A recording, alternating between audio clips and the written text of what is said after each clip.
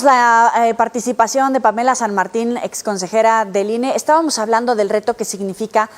por ejemplo, organizar unas elecciones en medio de pandemia, porque hay mucha gente que se pregunta cómo va a ser la votación, si vamos a acudir a los centros de votación, cómo vamos a manejar la sana distancia, el gel, el lavado de manos, que las superficies no sean un lugar donde pudiéramos contagiarnos, y si va a ser a través del uso de la tecnología, si no le va a restar credibilidad a los resultados. Un reto mayúsculo, Pamela, pero ¿cómo se va a enfrentar?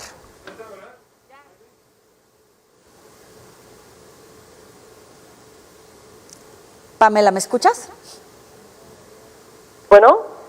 Ahí ya te escucho. Te decía que hay mucha gente que se pregunta cómo va a ser la jornada electoral, si vamos a acudir a un centro de votación de manera normal, cómo garantizar el gel, el lavado de manos, la sana distancia, que las superficies no sea un lugar donde vayamos a contagiarnos, o si vamos a hacer uso de la tecnología, si esto no le resta credibilidad a los resultados y que vayan a empezar a decir pues que fueron monopolizados, que fueron de alguna manera ajustados los resultados en favor de algún ente político. Bueno, lo que deben de saber las ciudadanas y los ciudadanos es que el día 6 de junio todos acudiremos a la casilla, como siempre hemos acudido, con unas pequeñas diferencias, que serán las medidas de bioseguridad que se tienen que adoptar. Es decir, se tomarán mecanismos para garantizar la sana distancia entre quienes están en el puesto de votación, para que todos acudan con cubrebocas, para que se lleve para que haya dispuesta gel o alcohol para poder hacer limpiado de manos, para tratar incluso de evitar compartir, por ejemplo, las plumas, los lápices para poder marcar las boletas. Digamos, supongo se hará un llamado a la ciudadanía para que lleve su propio marcador a la casilla, precisamente para evitar los contagios, pero también si se utiliza el marcador que está en la propia casilla, pues se puede desinfectar perfectamente después de cada uso. Y digamos, hay un conjunto de medidas que ya se han adoptado en otras elecciones celebradas tanto a nivel mundial como a nivel regional, en las que se puede garantizar que todas y todos acudamos a votar sin que esto se vuelva un espacio de contagio adicional. En el caso del voto en el exterior, sí se está implementando por primera vez en las 11 entidades que tienen voto en el exterior, se está implementando por primera vez el voto por Internet, pero esto es una decisión de las ciudadanas y los ciudadanos que van a votar desde el exterior. Es decir, cuando solicitan ser inscritas o inscritos en la lista nominal de electores residentes en el extranjero, se les pregunta si quieren emitir su voto por vía Internet o si lo prefieren hacer por vía postal. Hasta el 10 de marzo el 67% de los inscritos habían dicho que por vía Internet, el 33% había señalado que lo emitiría vía voto postal. Esta es una posibilidad, es un derecho que tiene el elector o la electora para poder decidir cuál es la forma de votar, pero para que, digamos, todos podamos participar en condiciones de tranquilidad, en condiciones de seguridad y poder tener certeza en los resultados de la elección. Que lo que las ciudadanas y los ciudadanos decidan en las urnas es exactamente lo que define quién gana las elecciones. A nivel presidencia hemos sido gobernados por el PRI, por el PAN, por Morena. A nivel estatal hay estados que solamente conocen el gobierno de un partido. ¿Qué tan maduros estamos en términos de democracia, de política como ciudadanos para lograr esta alternancia en los estados que pudieran hoy decantarse por algún candidato de otro partido que no sea el que siempre los ha gobernado? Me parece que en cada una de las entidades, las ciudadanas y los ciudadanos deberán mirar quiénes son los candidatos o las candidatas que están postuladas para gobernar,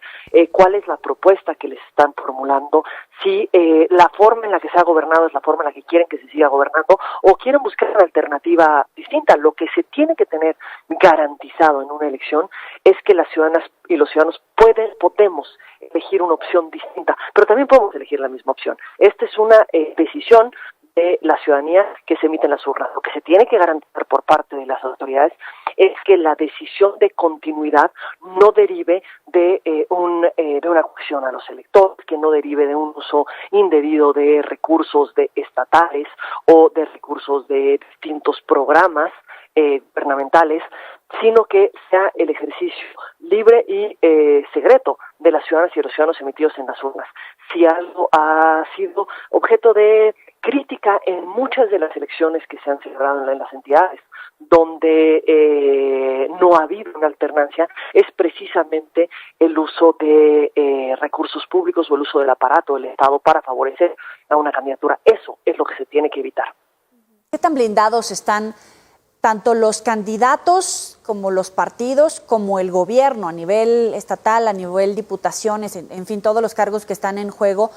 cuando hablamos del narcotráfico y de su poder económico para imponer políticos, para imponer gobernantes, a través de dinero o a través de la bala? Yo creo que la violencia que hemos visto incrementarse, en particular en el año finales del año pasado, este año, me parece que nos tendría que preocupar en cuanto a cuáles son los intereses que están detrás de esa violencia, por qué están tantos asesinatos de precandidatos o candidatos,